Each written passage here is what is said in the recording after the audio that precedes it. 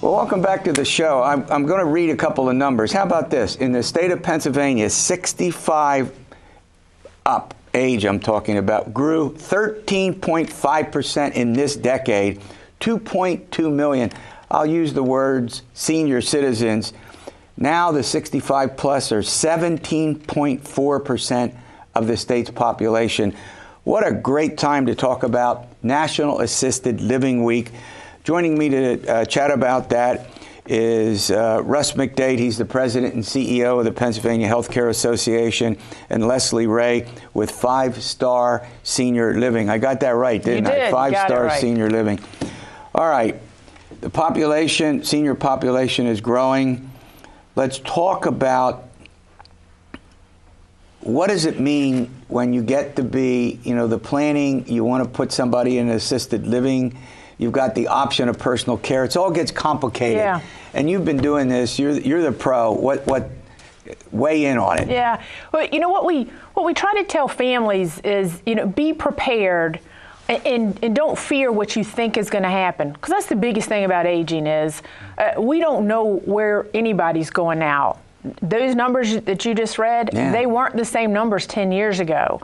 And our industry has evolved. So we say to people, see what's in your area. Go do your research now, not when you need it, because you may not ever need it, and we're okay with that. Assisted living is just one of the options. There's a lot of options. We have a huge surge in home care options now. Who doesn't want to stay at home? These would be agencies that you would bring into your home. Who doesn't want to stay in their home longer? So you'd bring people in to do certain activities and functions for you. Help you if whatever need you have. But what need you have now may not be the need that you have in 2 years. So know your options, think about where you would go, and go visit now. We really invite people to come into our buildings. Yeah. Do it now, not when you're in a crisis, because it's the worst time to make a decision. That's a great point. Is there pressure on the facilities that you represent? I mean, given the growth of senior citizens, is this becoming a serious problem? On all sides of the issue, Terry. On the access to services, and we used to call it a continuum of care. Right. We try not to do that anymore because it's not. You might never need that nursing facility or assisted living level. You may be able to get some services in your home and then have that end-of-life experience in your home. Yeah. When you need that care, we need to have enough direct caregivers available to provide it, which Leslie and others who are in the space struggle mightily with each and every day, making sure that they have the right people in the right place at the right time to meet the needs of their residents. You also make the point that there should be visits to assisted living facilities, and that you should interview and be sure when you're doing personal home care. Explain that. How does that work? Yeah, good way to put it. How does it work? What we think it is eliminating the fear. And what the fear comes from is the unknown. The unknown comes from, where am I supposed to go? And you're supposed to have that answer. I don't know, I don't have that answer with my teenage kids, nor my mother, nor my grandmother. So we say go into an assisted living. It's just one of the options. Right. And I think one of the things about the assisted living is, whenever your needs start to change for your parents or your aging elderly, you need to find a place. They no longer can stay at home. That doesn't mean that assisted living can't be a home-like environment. So go search out what's important to you. It could be location. It could be a price, because there are price differences. Yeah. It could be whatever it is. But know what those are now, so you can make good decisions, not based off of need. All right, we're going to run to a break, but before we do, this is an extremely important decision, and it needs to be made in the right way. This can either work out great, or it can, be the opposite, correct? That's right, and you got to shop in advance. I mean, that's the number one thing that we tell people. Do your homework, shop in advance. There is no harm when you're still very independent and don't need care. To go visit an assisted living residence or a nursing facility, see what they're like, and start to scope out what the right choice might be for you. All right. When we come back, we're going to talk about lawsuit abuse, and I also want to get into what is a National Assisted Living Week. Maybe we should have started with that, but we've got to a very, very important topic. We'll be back in a moment. This broadcast of Pennsylvania Newsmakers is presented by the Pennsylvania Chamber of Business and Industry, the statewide voice of business, and by the Pennsylvania State Education Association and Partners for Public Education, bringing the power of a great education to our schools, our students, and our communities.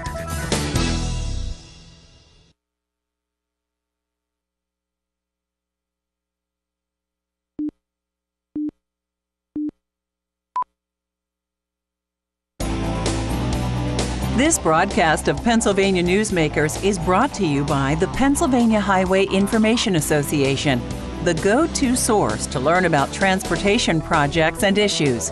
Please visit pahighwayinfo.org. And by the Pennsylvania Manufacturers Association.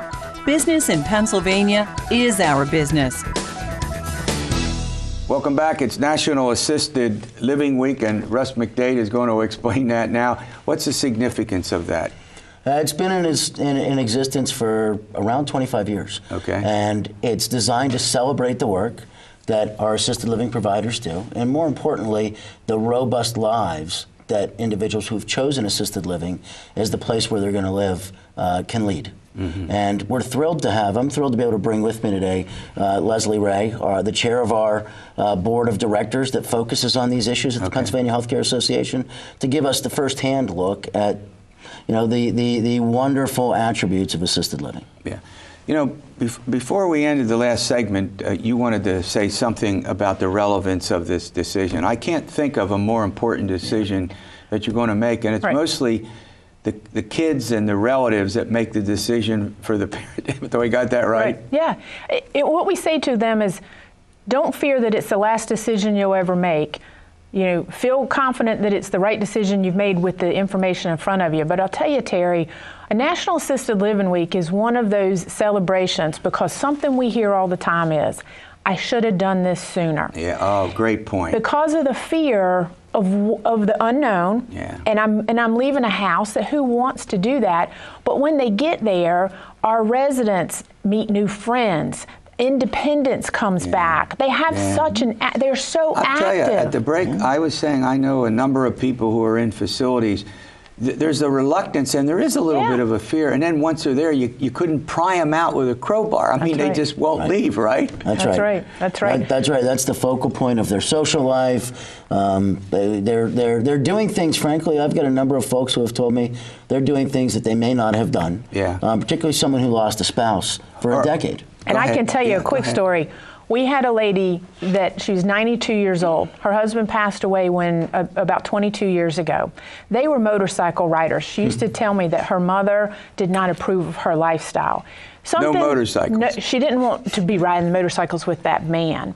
Well, the theme of National Assisted Living Week is capture the moment. So something we did in 5 Stars, we said, go out and survey what moment would you like to capture. She wanted to ride a motorcycle. Oh my gosh. We had 20 lovely a group came, 20 lovely men and women came. We got her on there, we put her up there, her legs weren't working as much as they could. She rode all through rolling hills over in the Pittsburgh area. Oh my. Still talks about it. It happened about 3 weeks ago. That's great. I got chill bumps. It's one of the highlights. Great. Love talking to this lady. That is wonderful.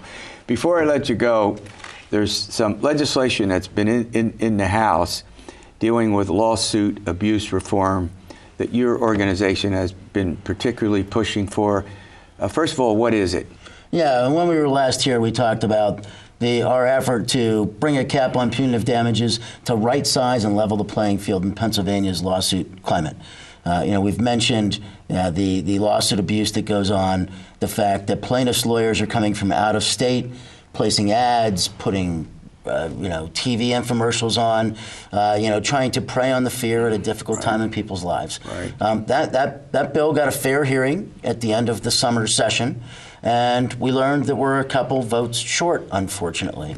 But I want everybody to understand what that meant. Okay. That was not a victory for Pennsylvania seniors or their caregivers or their taxpayers.